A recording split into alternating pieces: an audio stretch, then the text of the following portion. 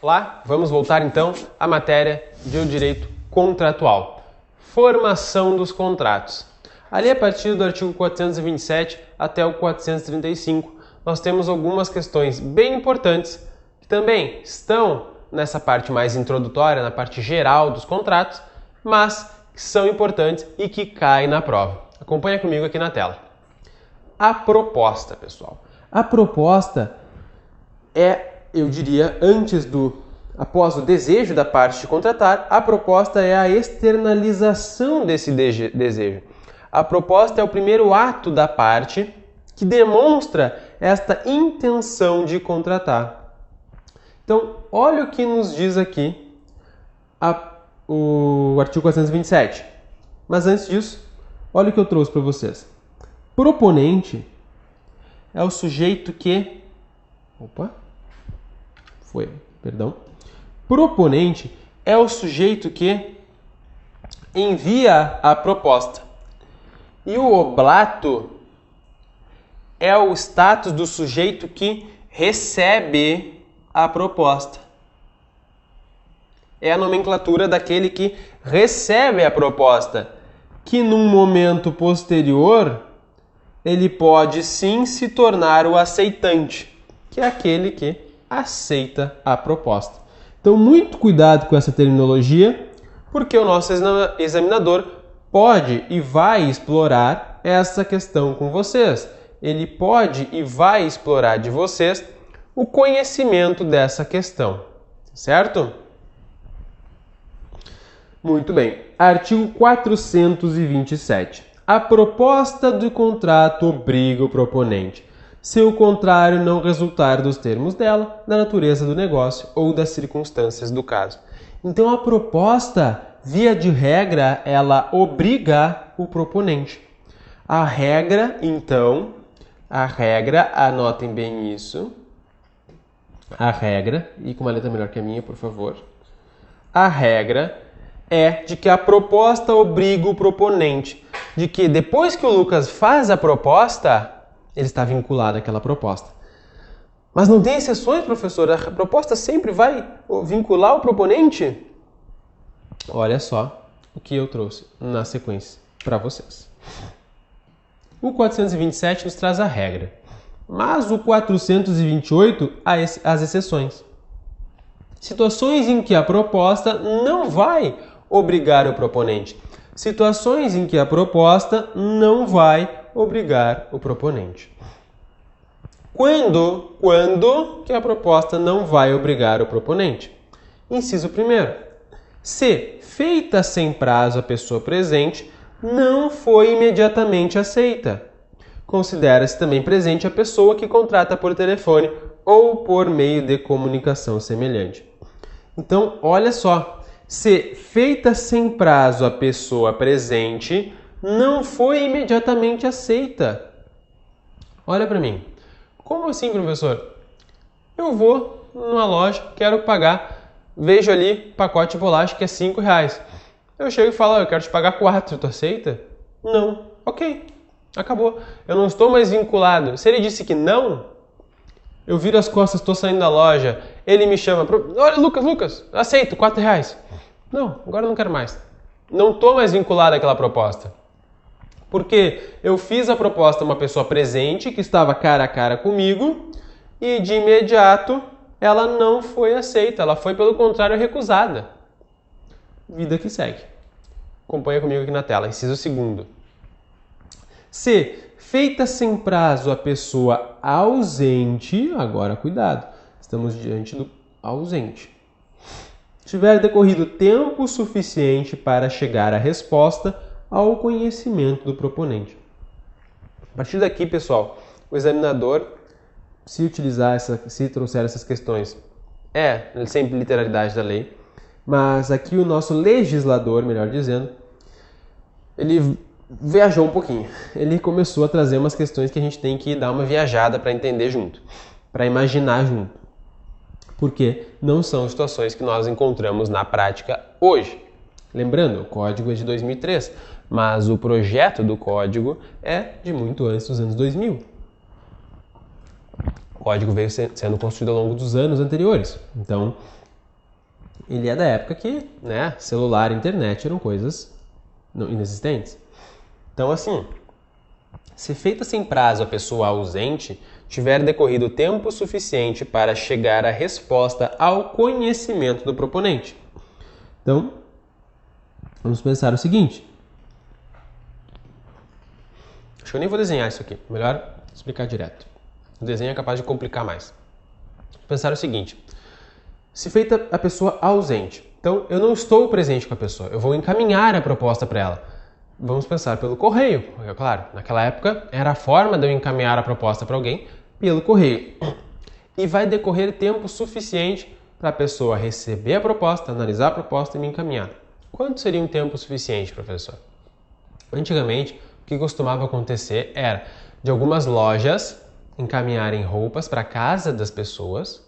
Claro, isso eram lojas mais caras e pessoas ricas, provavelmente. Recebiam roupas em casa, analisavam aquele mostruário, ficavam uma semana, duas com as roupas em casa e depois decidiriam se iam comprar ou não. Então vamos pensar nesse exemplo. Eu, em 1970, sou dono de uma loja, vou encaminhar essa loja para alguém, essas roupas para alguém, uma série de ternos para o empresário e o normal é que em uma semana a pessoa já responda. Quero ficar com as roupas, não quero, aceito a proposta, não aceito. Se passado mais de uma semana, digamos que passaram 3 semanas e nada, nenhuma resposta do cara. Bom, eu vou entender que aquela proposta foi recusada. Porque, no geral, no costume, na cultura, seria em uma semana para me responder. Passou mais do que tempo suficiente, e aqui eu volto para a tela com vocês, passou mais do que o tempo suficiente para ele analisar a minha proposta e ele decidir se vai contratar ou não vai. Então, é esse caso do inciso segundo. Mas olha o inciso terceiro, também nessa linha mais viajada. Se, feita a pessoa ausente, não tiver sido expedida a resposta dentro do prazo dado. Aqui, vamos pensar o seguinte. Aqui, o professor Lucas vai comprar alguma coisa do Gabriel. E o Lucas envia, na verdade, uma proposta para o Gabriel. Nessa proposta foi enviada no dia 5 de janeiro. E nessa proposta, eu encaminhei pelo Sedex para chegar bem rapidinho, defini que ele teria até o dia 5 de março para decidir. Se passou do dia 5 de março para ele encaminhar a resposta, aqui já não tem mais validade. Se ele encaminhar a resposta, preste atenção, se ele expedir a resposta após este período de 5 de março, já não me interessa mais. Eu vou entender que ele recusou a minha proposta. Muito cuidado com essa palavra expedir. Vou até botar em outra cor. Expedir não é aceitar.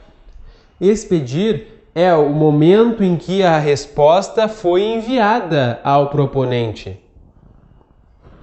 Não é quando, de fato, o oblato se tornou aceitante e aceitou a proposta e decidiu responder. Não. É quando ele respondeu esta proposta. Muito cuidado aqui. Continuando. Inciso 4. Se antes dela quem? Antes da proposta. Ou, simultaneamente, chegar ao conhecimento da outra parte a retratação do proponente. Como assim? A retratação. Novamente, isso daqui é para quem mandava a proposta para o correio. Nós temos aqui o Lucas, o Gabriel, no dia 5 eu encaminhei a proposta. No dia 5 eu encaminhei a proposta. Por que eu encaminhei no dia 5? Bom, eu queria comprar o apartamento do Gabriel, que fica lá em Uruguaiana. Eu moro em Porto Alegre. Por que eu queria comprar esse apartamento? Eu recebi uma bolada de honorários. Eu vi que eu ia receber uma bolada de honorários. o juiz estava inclinado, decidiu a meu favor para condenação dos honorários. Então, já mandei a proposta para o Gabriel, vou receber o dinheiro ali em 10 dias. Só que recebi no dia 4 a notícia dos honorários, dia 5 mandei a proposta, só que no dia 6, meu mundo caiu, porque eu descobri que a outra parte recorreu e eu não vou receber mais o valor que eu ia de honorários, vou receber 1/10 daquilo, o que é completamente insuficiente para eu comprar o apartamento do Gabriel. Então, eu lembro, mandei a proposta pro cara, o que eu vou fazer agora? No dia 7, eu vou correndo nos Correios e encaminho uma retratação. Peço para encaminhar pela maneira mais rápida e torço para quê? Para que a minha retratação chegue antes ou junto da minha proposta. Pense o seguinte, se a minha retratação chegar antes da proposta, o que vale é a retratação. Se a minha retratação dizendo, olha, ignora a proposta, ela não vale, mudou minha condição, não quero mais fazer o negócio, se ela chegar junto com a proposta, também vale a retratação. Mas se a proposta chegar primeiro ao oblato, se a proposta chegar primeiro a outra parte, aí, meu amigo, a proposta obriga. A proposta vincula o proponente.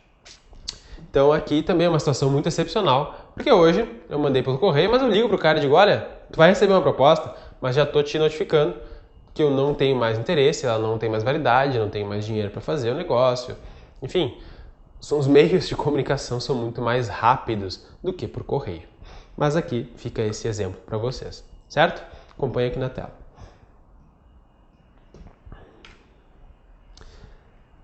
A aceitação. O que nós precisamos saber da aceitação? Quando é que ocorre, então, a aceitação? Ou melhor dizendo, o que era a aceitação? A aceitação é quando o oblato, que nós vimos anteriormente, o oblato se torna o aceitante. O oblato recebeu a proposta e disse, sim, eu quero fazer o negócio. E ele se torna o aceitante. Muito bem. O que eu preciso saber do aceitante? Quais são as peculiaridades? O artigo 430 nos traz uma situação que remete àquele dever de informar que eu falei para vocês quando a gente estudou ali a boa-fé objetiva. Que eu falei para vocês que existe o dever anexo ao contrato, que é o dever de informar. Olha o que diz o 430. Se a aceitação por circunstância imprevista, chegar tarde ao conhecimento do proponente, este comunicá-lo-á imediatamente ao aceitante, sob pena de responder por perdas e danos. Então, olha só. Se a aceitação chegar por circunstância imprevista tarde ao conhecimento do proponente, ele deve comunicar ao aceitante sob pena de responder por perdas e danos. Então, vamos pensar o seguinte. Tem aqui o Lucas. Meu Deus. Tem aqui o professor Lucas. E o Gabriel na relação de compra e venda de algum bem. Vou fazer aqui uma linha. No dia 5 de janeiro, eu encaminhei a proposta para comprar aquele apartamento lá em Uruguaiana. A proposta chega, vou botar aqui, enviado. No dia 10 de janeiro, ele recebe a proposta.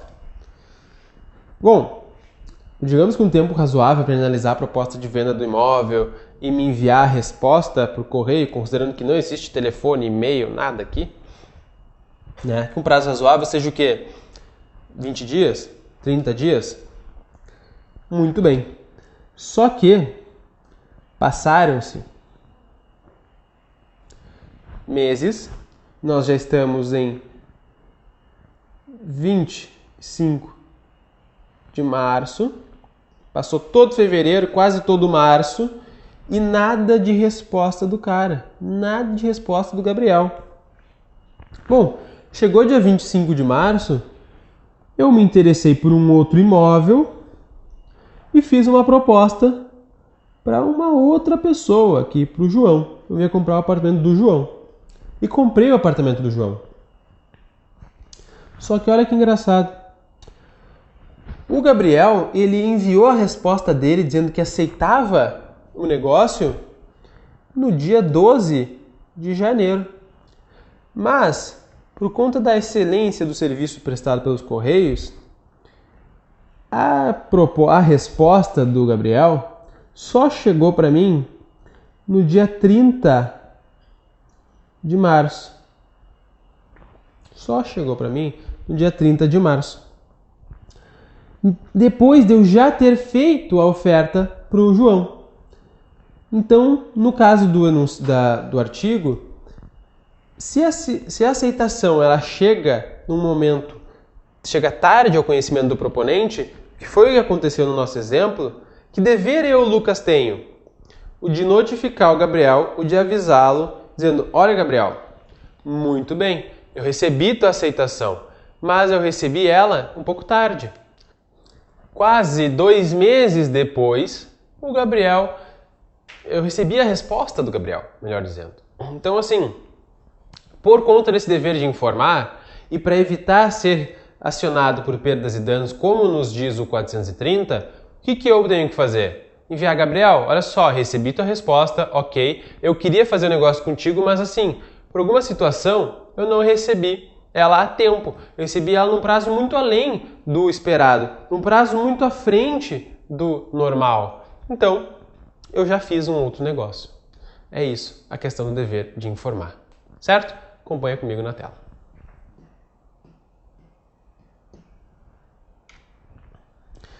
Olha o que diz o 431, que a aceitação fora do prazo, e aqui, muito cuidado, a aceitação fora do prazo com adições, restrições ou modificações importará nova proposta.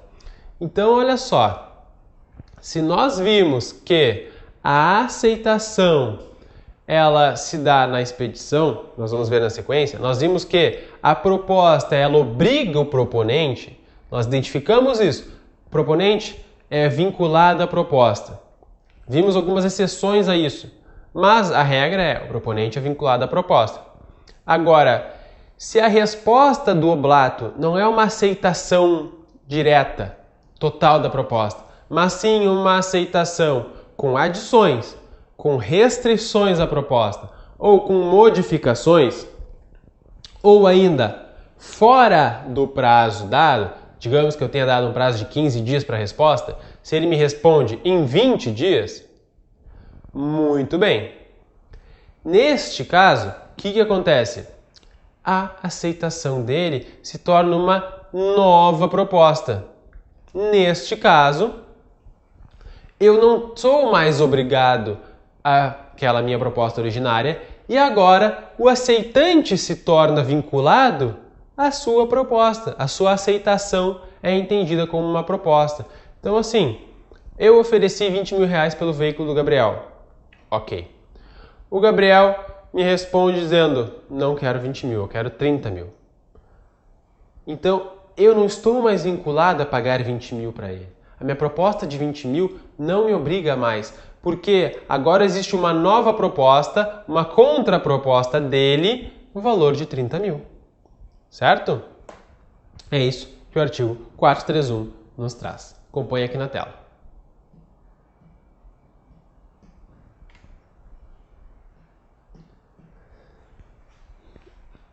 Quando se entende por formado o contrato? Quando se entende por formado o contrato? Deixa eu tomar uma aguinha.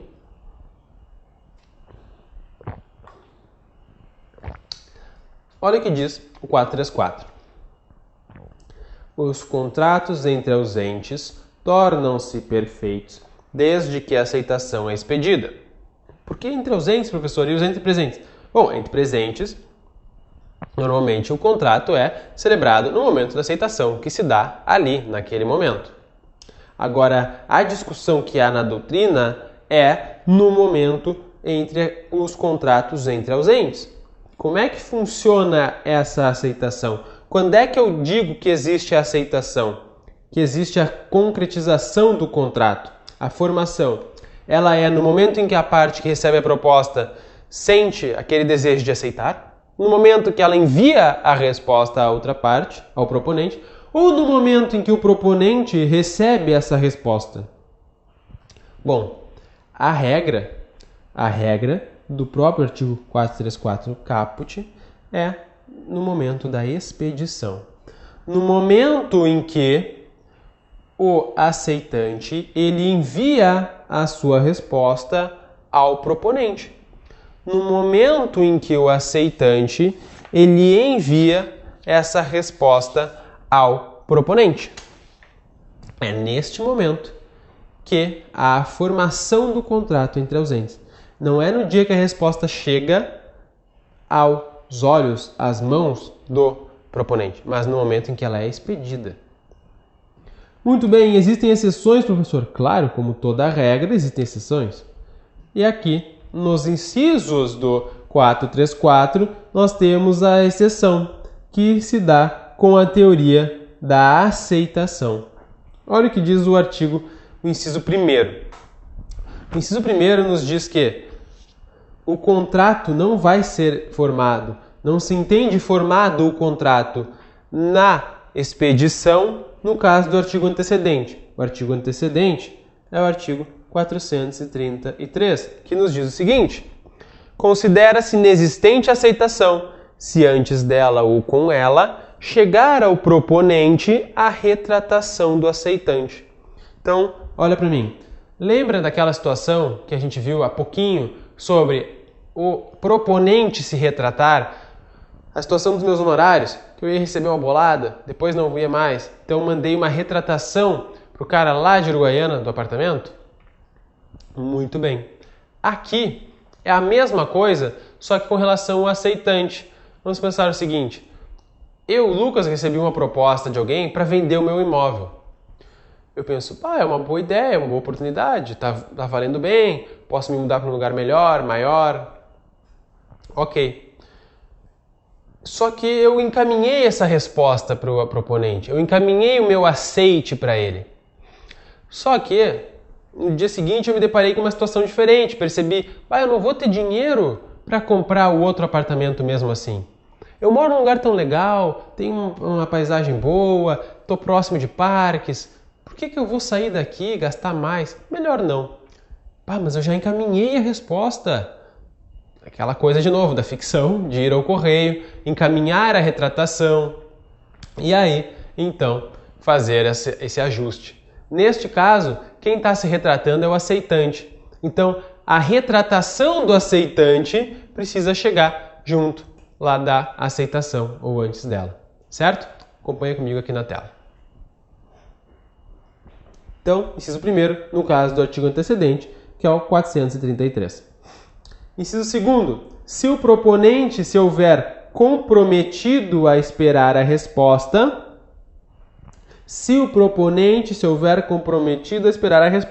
Como assim? Aquele exemplo que nós vimos antes, em que eu encaminhei a proposta, eu posso encaminhar a proposta e nela eu posso definir um prazo ou não.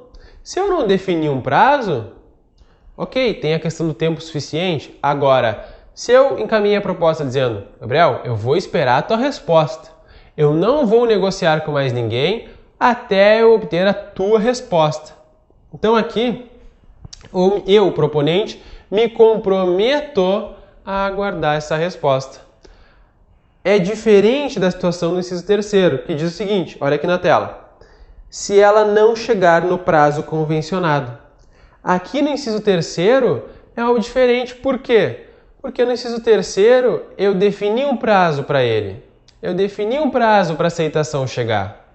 Olha, Gabriel, eu primeiro me comprometo a esperar a tua resposta. Inciso 2º. Agora, Gabriel, eu me comprometo, eu preciso da tua resposta, melhor dizendo, até o dia 10 do mês seguinte. Eu estou te encaminhando em 1º de janeiro a proposta, preciso da resposta até 1º de janeiro. Preciso da resposta até 1º de janeiro, 1º de março, perdão. Então tu tem 2 meses, Gabriel, para decidir. 2 meses. Passou esse período, acabou a nossa relação, não estou mais vinculado à proposta. Por quê? Eu me comprometi a aguardar o prazo convencionado. Eu me comprometi a esperar o prazo que eu mesmo dei para o Gabriel. Então, eu vou ter que esperar, certo? Essas são as exceções à teoria da expedição, em que se manifesta a teoria da aceitação, em que se entende como formado o contrato no momento da aceitação, certo? Vamos continuar aqui, acompanha comigo na tela. Interpretação dos contratos. Aqui também, pessoal, tá? É uma parte bem teórica, em que eu trago para vocês destaque dos artigos 111 a 114. Vejam esses artigos, leiam esses artigos. Eu quero enfatizar com vocês duas coisas. Primeiro, teoria do silêncio, prevista lá no artigo 111 do Código Civil. Perdão. Lá no artigo 111 do Código Civil. Olha o que nos diz esse artigo. O silêncio importa anuência quando as circunstâncias ou os usos o autorizarem e não for necessária a declaração de vontade expressa. Então, o silêncio ele importa anuência quando as circunstâncias ou os usos o autorizarem e não for necessária a declaração de vontade expressa. Então, a regra no nosso ordenamento jurídico, a regra é a manifestação expressa. É a resposta da outra parte. É a resposta expressa da outra parte. E a exceção, quando as circunstâncias ou os usos o autorizarem, a exceção é a questão do silêncio. Ah, professor, me dá um exemplo, então, de aplicação da teoria do silêncio. Vou trazer para vocês um exemplo prático, um exemplo que eu, como advogado, já me deparei na prática. Contrato de locação. Locador e locatário combinam um valor, no período inicial, R$1.000 por mês. Locação de um galpão. Muito bem. Passado o primeiro ano, o locador informa o locatário, olha, o valor do aluguel vai passar para R$1.250. R$1.250. Ok? Informa por e-mail para a outra parte. Envia vários e-mails. E a outra parte não responde. O locatário nunca respondeu. Mas ele continua pagando. Ele começou a pagar os R$1.250. Entende-se que ele anuiu com aquele reajuste, ele concordou com aquele reajuste e segue o jogo, segue a vida. Não pode, depois, no final do contrato, o locatário querer dizer, olha, eu paguei indevidamente, eu nunca fui notificado, eu não aceitei esse reajuste. Eu quero restituição de alguns valores. Olha, tu aceitaste, tu ficaste em silêncio, tu foste notificado, mas tu aceitaste aquele valor porque tu pagaste durante mais um ano R$1.250 e não R$1.000. Se tu não tivesse aceitado, tu terias pago os R$1.000 e não os R$1.250. Então aí a situação é diferente. Aí a situação é outra, certo? Esse é um exemplo prático da teoria do silêncio, quando a parte anui com aquela alteração de valor e começa a pagar o valor diferente. Ela aceita aquilo, ela paga. Se ela pagou um ano, não adianta depois de um ano querer dizer, olha, eu não concordo com esse valor, eu acho que estava errado. Peraí, tu estavas pagando o valor, por que não contestaste lá no começo da situação? Muito bem. Outra situação para destacar para vocês aqui na tela é o do artigo 113. O artigo 113, pessoal, eu trago para vocês apenas como a título de destaque, a título de informação, para que vocês leiam esse artigo. Por quê? Porque teve uma alteração nele em 2019, no final do ano. De regra, nós tínhamos apenas essa parte do caput, que diz que os negócios jurídicos devem ser interpretados conforme a boa-fé e os usos do lugar da sua celebração. Agora, esses parágrafos foram adicionados em 2019. Para fins de prova de primeira fase, basta a leitura aqui de vocês, certo? Continuando, 421 também, simples leitura. A liberdade contratual será exercida nos limites da função social do contrato. Aquilo que nós vimos, a função social, com o Código de 2003, passou a estar expressamente prevista no Código. Ela passou a influenciar as relações contratuais desde a sua previsão, então, lá na Constituição Federal de 88. Parágrafo único. Nas relações contratuais privadas, prevalecerão o princípio da intervenção mínima e a excepcionalidade da revisão contratual. Qual é a ideia aqui? A ideia é que os contratos sejam mantidos, é que os contratos não sejam desfeitos, é que o Estado não intervenha na relação contratual. O Estado, na figura do juiz, não deva ser acionado a qualquer situação na relação contratual. As partes, em exercício daquela autonomia da vontade que nós falamos antes, devem se regular, devem se ajustar a fim de evitar, por exemplo, a medida mais gravosa, que é o desfazimento da relação contratual. Essa é a ideia deste artigo. 421A, também, para a leitura de vocês, que nos diz que os contratos civis e empresariais presumem-se paritários e simétricos até a presença de elementos concretos que justifiquem o afastamento dessa presunção, ressalvados os regimes jurídicos previstos em leis especiais, garantindo também que, aqui também, novamente, é artigo novo, é questão nova. Por isso, eu destaco aqui para vocês, mas a simples leitura basta. 423. Quando houver no contrato de adesão cláusulas ambíguas ou contraditórias, dever-se-á adotar a interpretação mais favorável ao aderente. E aqui, o destaque que eu trago para vocês é: contrato de adesão não é necessariamente um contrato consumerista. Não é necessariamente um contrato regulado pela legislação consumidora. Eu posso ter um contrato de adesão também em relações civis. Então, muito cuidado aqui em pensar que o contrato de adesão é restrito às relações de consumo. Não é. 424. Nos contratos de adesão são nulas as cláusulas que estipulem a renúncia antecipada do aderente a direito resultante da natureza do negócio. Mas, como o próprio contrato de adesão, pela sua característica, ele não permite um diálogo entre as partes, ele não permite uma negociação entre as partes, mesmo nas relações civis, o legislador traz uma certa segurança, uma certa proteção ao aderente. 425. É lícito às partes estipular contratos atípicos, observadas as normas gerais fixadas nesse Código. O que são contratos atípicos? O que são contratos típicos? Que eu falei antes para vocês das classificações. Típicos são aqueles contratos que estão previstos no Código. Contrato de compra e venda, doação, empreitada, mandato, fiança. Atípicos são contratos que não estão no Código, mas que podem ser elaborados dentro da sua orientação geral, conforme a vontade das partes. São pactuações diferentes que as partes podem fazer, conforme a sua criatividade também.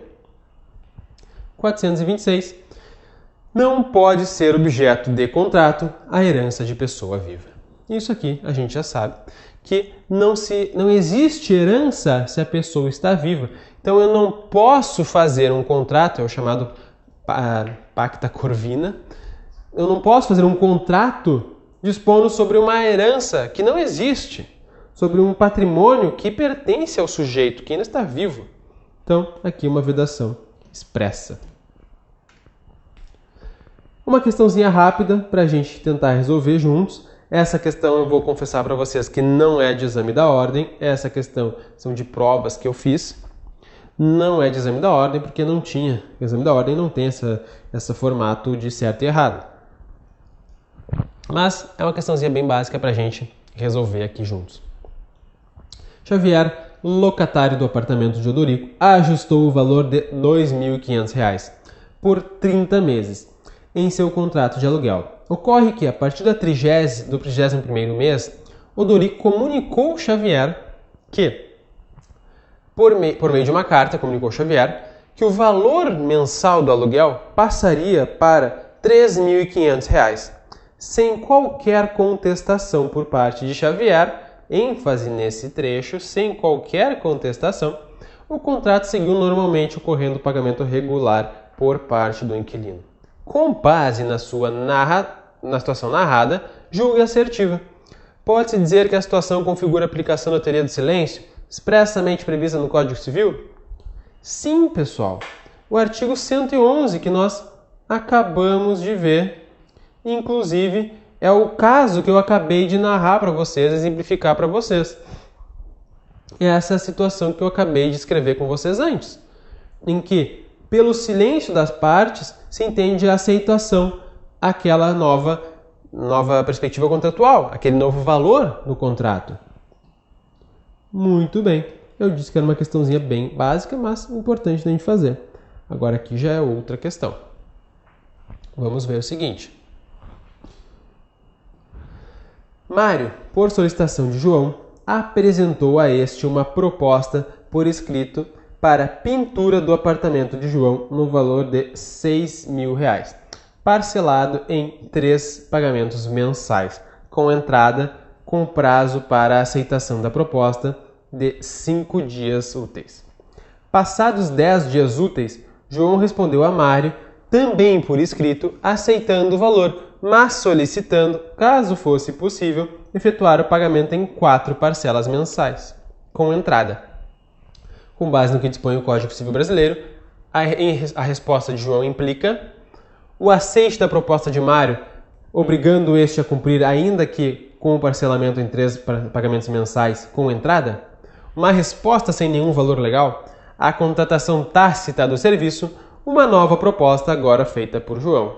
E nós vimos que a aceitação fora do prazo, com adições, restrições ou modificações, configura uma nova proposta. Nós acabamos de estudar isso.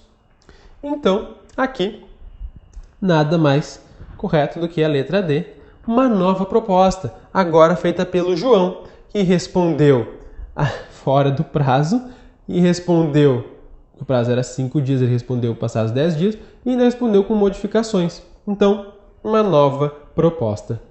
Correto? Vícios redibitórios. Matéria dos vícios redibitórios. Muito bem. Matéria dos vícios redibitórios. Vamos lá. O que é um vício redibitório? Pessoal, um minutinho para uma água. O que é um vício redibitório?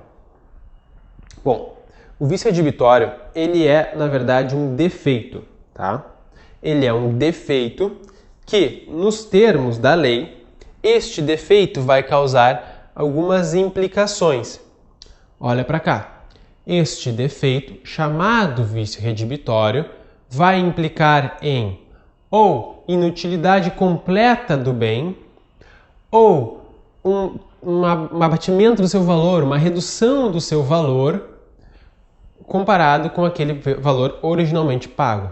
Então é um defeito que ou causa uma total inutilidade para aquele bem, ele não pode mais ser utilizado para o fim ao qual eu, adquirente, o recebi, tive um interesse, manifestei o meu interesse, ou eu ainda posso utilizar aquele bem, mas ele não vale mais o valor que eu paguei. Com esse defeito, ele perdeu 30% do valor. Isso é o vício redibitório. É um vício que afeta o bem de forma absoluta, com base no meu interesse, ou seja, que me coloca numa situação de total desinteresse pelo bem, total inutilidade por aquele bem, ou me coloca numa situação em que eu ainda posso aproveitá-lo, mas tem que ter uma redução de preço. Esse vício reduz consideravelmente o preço do objeto, certo? Esse é o vício redibitório. Acompanhe na tela comigo. Muito bem. Isso é o que nos diz o artigo 441 e 442. Esses dois artigos são os mais importantes porque nos trazem o quê? As alternativas. Nos trazem as alternativas. Vou colocar aqui do lado. Nos trazem as alternativas para aquele que se depara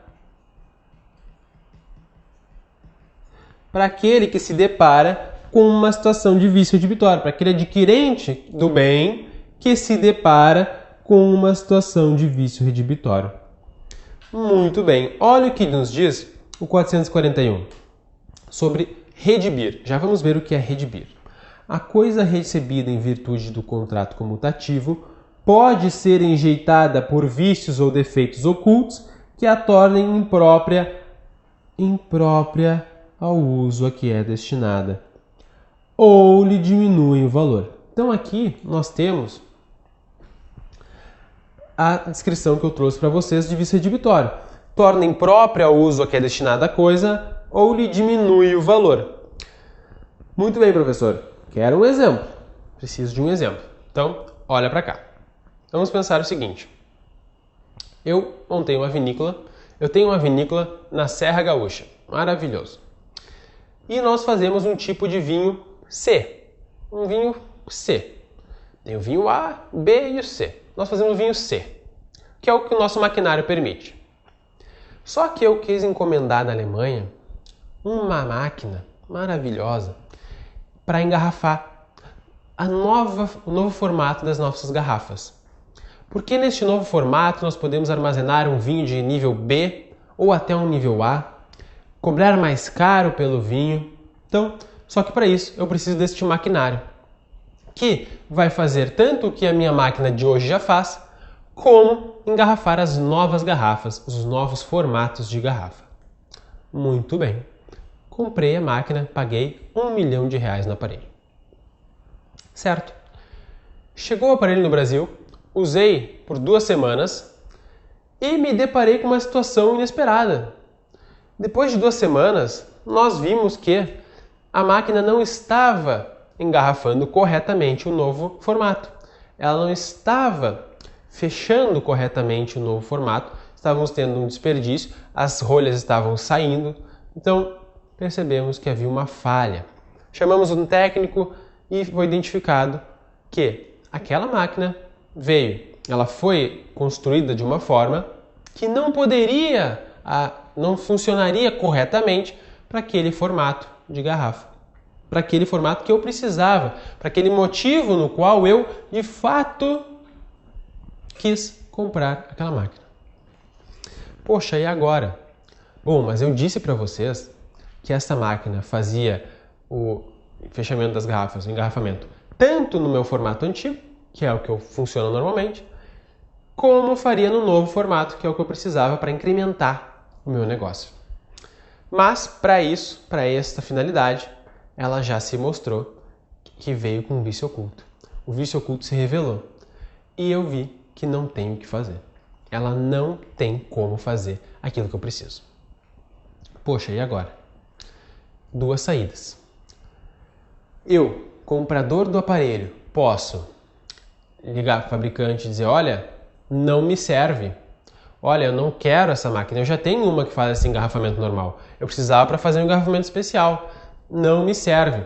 Quero redibir a nossa relação.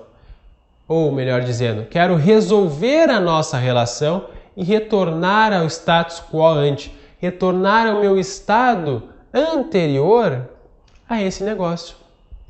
Eu quero retornar para onde eu estava antes. Me devolve o meu dinheiro e eu te devolvo o aparelho. Porque o aparelho, assim, ele não me interessa. Ele não é útil para mim. Muito bem. Essa é uma saída. Agora, lembre-se que no começo do meu exemplo eu disse que a máquina faz as 2 funcionalidades. Ela engarrafa da forma antiga que eu já faço e ela também deveria engarrafar na forma nova, no novo formato das minhas garrafas, o que no caso ela não faz. Então, digamos que eu tenha decidido redibir a coisa, devolver o objeto e receber de volta o valor. Mas, eu posso pensar de uma outra maneira. Eu posso pensar em, bom, tudo bem, eu não consigo utilizar ela para a finalidade especial que eu gostaria. Mas, já que ela também engarrafa no meu atual formato, e isso ela funciona bem, não tem problema, eu vou usar ela também, junto com a minha máquina antiga. E vou aumentar a minha produção. Eu vou continuar produzindo, eu agora vou engarrafar mais garrafas por hora, eu vou ter um aumento de produção e um aumento de ganho de alguma forma. É uma saída também. Mas espera aí, eu paguei R$1 milhão para aquela máquina. E na funcionalidade a qual ela de fato está me servindo, como ela de fato funciona, que é o engarrafamento antigo, ela não vale 1 milhão, ela vale 500 mil. Pô, tem uma diferença considerável de valor. E aí, o que eu vou fazer é postular, é pleitear com o vendedor um abatimento do preço. Eu vou dizer, olha, para a funcionalidade que eu precisava, ela não serve, mas eu consigo utilizar ela ainda. Mas para essa funcionalidade que ela de fato funciona, que ela de fato trabalha para mim, ela vale menos, metade do valor. Me devolve metade, me devolve R$500 mil. E vou fazer isso, eu posso fazer isso numa conversa, num acordo entre as partes, mas se eu precisar, eu vou fazer através de uma ação chamada Quanti Minoris. A ação Quanti Minoris. Olha aqui na tela. Ação chamada Quanti Minoris. Quanti Minoris, que nos termos do 442, em vez de rejeitar a coisa redibindo o contrato, pode o adquirente reclamar o seu abatimento no preço. Então, no meu exemplo, não me interessa redibir, não me interessa devolver. Eu vou aproveitar, já que o equipamento está aqui, vou botar ele para trabalhar como eu consigo, vou ganhar alguma coisa em cima. Mas eu quero de volta o excedente que eu paguei. Eu quero pagar o valor justo por essa máquina, não quero pagar o dobro por ela. Então, vou pedir de volta, através da ação Quanti Minoris, vou pedir a restituição do valor. Certo? E aqui eu quero destacar mais um detalhe para vocês. Aqui eu quero chamar a atenção de mais um detalhe para vocês.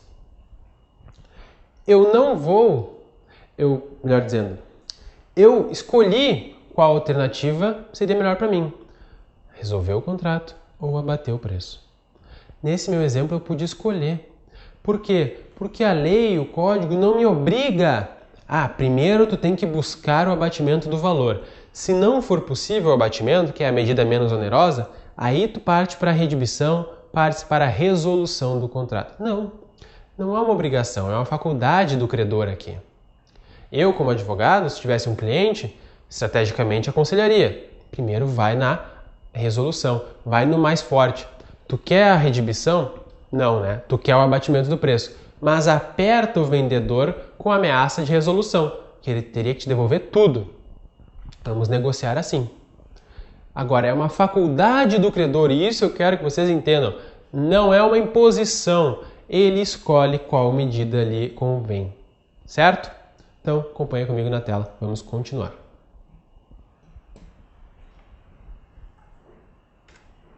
Vou tomar uma água.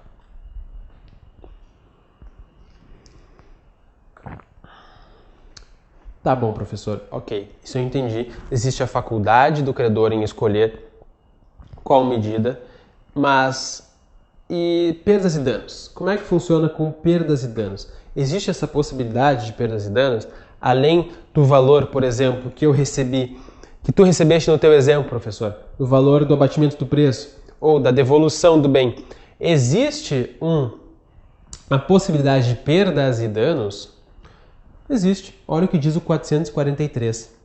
Se o alienante conhecia o vício ou defeito da coisa, restituirá o que recebeu com perdas e danos. Se não o conhecia, tão somente restituirá o valor recebido, mais as despesas do contrato. Então, olha só, vou ler de novo. Vamos destacar algumas coisas. Se o alienante conhecia... Perdão. Vou voltar aqui.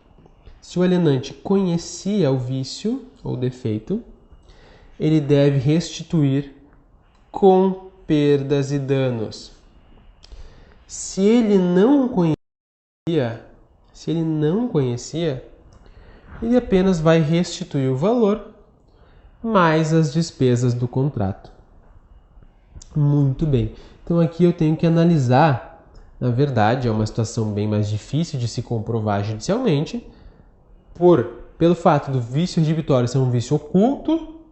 Como é que eu vou comprovar que o alienante sabia ou não daquele vício? Claro que se o examinador quiser nos cobrar esse ponto, a possibilidade ou não de perdas e danos, isso vai estar explícito para vocês no enunciado. Isso vai estar evidente para vocês no enunciado. Vocês não vão ter como adivinhar pela situação. Se não tiver nada no enunciado, se não houver nada que diga no enunciado, que aponte para vocês no enunciado essa possibilidade, ok, acontece, então não há perdas e danos. Só marquem que há perdas e danos se estiver claro no enunciado para vocês essa situação de que o alienante sabia, pessoal. Ele tem que saber, ele tem que conhecer a existência do vício, tá? Então, assim, vamos voltar para aquele meu exemplo da máquina de engarrafar, tá? Vamos voltar para aquele exemplo. A fornecedora alemã, depois de uma série de processos, eu descubro que a fornecedora alemã, ela sabia daquele prejuízo. Ela sabia daquele vício oculto na máquina. Ela estava ciente daquele vício na máquina. E neste caso, o que eu vou fazer? Qual era o meu contexto? Bom, eu gastei 100 mil reais com marketing, publicidade, anunciando as novas garrafas, anunciando o novo produto da minha vinícola, que no fim eu não pude entregar, eu não pude produzir por conta do defeito na máquina. Bom, paciência, não consegui produzir.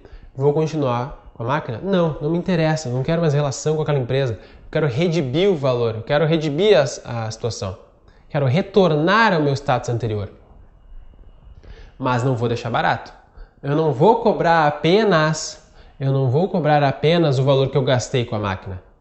Porque se está comprovado que o fabricante sabia do vício, se está demonstrado que a fornecedora alemã tinha o conhecimento, neste caso, eu posso pedir nos termos do 443 perdas e danos. Perdas e danos nos termos que nós vimos na aula passada, danos emergentes e lucros cessantes. Danos emergentes que nós temos aqui, nós temos o valor da máquina, nós temos o valor investido no marketing. E lucros cessantes, pessoal, eu posso pedir ainda aquilo que eu deixei de ganhar com a produção da nova garrafa, com a expectativa que eu havia de receber com aquela nova garrafa. Posso tentar pleitear aqui também. O importante é que nesse contexto, o 443, no contexto em que o fabricante, que o vendedor sabia do vício, eu posso pleitear perdas e danos. Me permite pleitear perdas e danos, além do valor a ser restituído do valor gasto na máquina. Certo? Acompanha comigo na tela.